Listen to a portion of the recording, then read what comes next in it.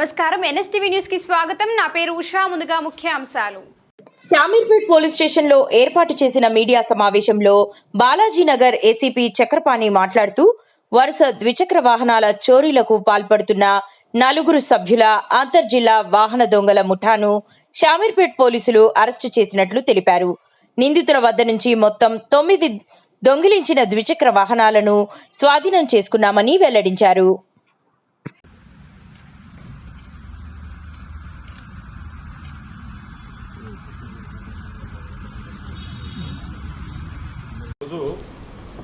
Shamirpet police వాళ్ళు మన ఈ దొంగల మైసమ్మ చౌరస్తాలో ఒక ఇంటర్ డిస్ట్రిక్ట్ వెహికల్ థెఫ్ట్ అఫెండర్స్ను ఒక గ్యాంగ్ను పట్టుకున్నారు.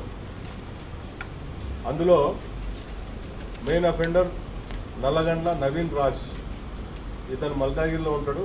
ఇతనితో పాటు ఒక 3 మైనర్ అఫెండర్స్ ఉన్నారు. వాళ్ళ మైనర్స్ కాబట్టి మనము డిస్ప్లే చేయొద్దు కాబట్టి వాళ్ళకు 3 మైనర్స్ ఉన్నారు. ఇందులో వీళ్ళంతా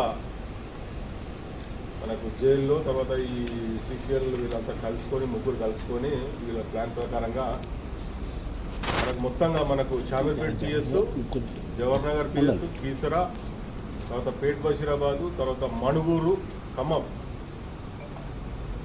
సైబరాబాద్ లిమిట్స్లో కూడా పేట్ బషీరాబాద్ లిమిట్స్లో ఈ అఫెన్సివ్ చేశారు. వీళ్ళ దగ్గర నుంచి ఒక 9 మోటార్ సైకిల్స్ 2 వీలర్స్ రికవరీ చేయడం జరిగింది. ఈరోజు చేసి వాళ్ళని ఈరోజు మనం కోర్టు ముందు ప్రవేశపెట్టడం జరుగుతుంది. అదేవిధంగా ఈ కేసులో మా team Shamirpet PS team, inspector Narasimha Reddy మరియు ఎస్ఐ శశివర్ధన్, మిగతా crime team plus law and order team అందరూ కలిసి ఇందులో బాగా పనిచేశారు. ముఖ్యంగా మనకేంటంటే మనకు మా సిపి గారి ఆదేశాల ప్రకారము ఎవ్రీ డే మనము వెహికల్ మనం ఏంటంటే విజిబుల్ పోలీసింగ్ చేస్తున్నాము. అందులో భాగంగానే మనకు క్లూ వచ్చింది. ఆ క్లూ ఆధారంగా మనము వీళ్ళను పట్టుకోవడం జరిగింది. వీళ్ళందరికీ మేము రివార్డ్స్ గురించి అని చెప్పేసి మా సిపి గారికి కూడా మేము రికమెండ్ చేస్తున్నాము. ఈ కేసులో బాగా పనిచేసిన అందరికీ రివార్డ్స్ మేము ఇప్పిస్తాము. అదేవిధంగా వీళ్ళని ఇంకా ఫర్దర్ ఏమైనా ఉన్నాయో వాళ్ళ తర్వాత కూడా కేసు మనం ఇన్వెస్టిగేషన్ చేసి ఫర్దర్ ఛార్జ్ షీట్ వేయడం జరుగుతుంది.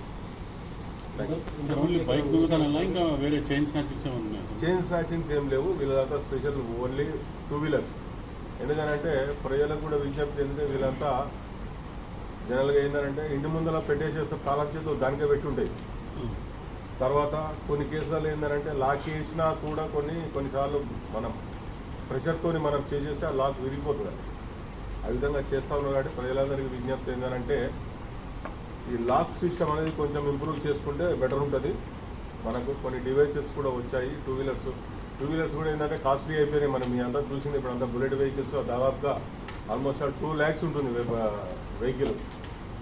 మన ఆన్ రోడ్ మన చేతికి వచ్చేసరికి దాదాపుగా 1-2.5 lakhs వరకు అవుతూ ఉంది వెహికల్స్. కాబట్టి కొంచెం ఈ డివైసెస్ ఏవైతే ఉన్నాయో లేటెస్ట్ లాక్ డివైసెస్ ఉంటాయి వాటిని ఉపయోగించుకోవాలని ప్రజలందరికీ విజ్ఞప్తి. అదేవిధంగా ఇంటి ముందు పార్క్ చేసి ఉంటే అదేవిధంగా సీసీ కెమెరాలు కూడా ఇంటి ముందు సీసీ కెమెరాలు ఉంటే మాకు కూడా కొంచెం క్రైమ్ డిటెక్షన్ ఉపయోగపడుతుందని మా పాత కేసులు ఏమైనా సార్? పాత కేసులు ఉన్నాయి. వీళ్ళంతా జైల్లోనే కలుసుకున్నారు. జైల్లోనే కలుసుకొని అందరం కలిసి చేద్దామని చెప్పేసి ప్లాన్ చేసుకొని చేస్తూ ఉన్నారు. అందుకే ఇంటర్ డిస్ట్రిక్ట్ వీళ్ళు అంతా డిఫరెంట్ అప్ టు ఖమ్మం వరకు పోయిన వీళ్ళు చేసుకుంటూ.